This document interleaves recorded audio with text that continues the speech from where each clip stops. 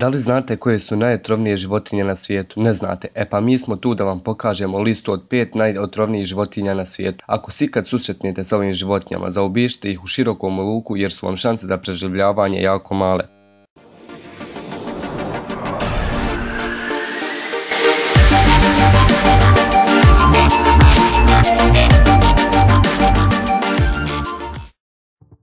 Ovaj smrtonosni škorpion ima toliko smrtonosan i snažan ugriz da izaziva intenzivne i nepodnošljive bolove. Vrućicu. Slijedi koma i smrt. Ovaj škorpion rasprostranjen je u Sjevernoj Africi i Bliskom istoku. Ova riba sigurno ne bi pobijedila kad bi se radilo o takmičenju najljepših riba na svijetu, ali kada se radi o najotrovnijim ribama na svijetu, ova ribica je zasjela na prvo mjesto. Njen ugriz je toliko bolan da je opisan kao najgora bol poznata čovjeku. U većini slučajeva dio koji ova riba ugrize bude amputiran. Ako se odmah ne reaguje, nastupa smrt. Ovo je najsmrtonosnija riba na svijetu i stanjuje u morima Tihog i Indijskog okeana. Ova zmija, poznatija kao mala stidljiva zmijica, živi na području Australije. Samo jedan ugriz ove male zmijice je dovoljan da ubije 100 odraslih ljudi. Njen otrov je 200 do 400 puta jači od otrova kobre. Srećom, ova zmija je vrlo stidljiva i nije bio zabilježen niti jedan smrtni slučaj. Napada samo kada je ugrožen.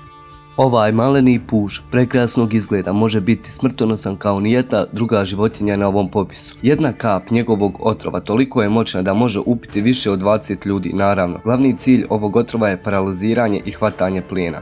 Kraljevska kobra je najduža otrovnica na svijetu, naraste do 5,6 metara dužine. Jedan ugriz kraljevske kobre može ubiti čovjeka u vrlo kratkom periodu. Sposobna je jednim ugrizom ubiti azijskog slona u roku 3 sata. Ova zmija nije najotrovnija od svih zmija na svijetu, ali krasi jedna druga sposobnost. Sposobnost je ugrizavati 5 puta više otrova od bilo koje zmije na svijetu. Najviše ih ima na području južne i jugoistočne Azije. Ako vam se svidjelo, ostavite like, share i subscribe. U komentare pišite šta bi voljeli sljedeće da vidite na kanalu. Pozdrav!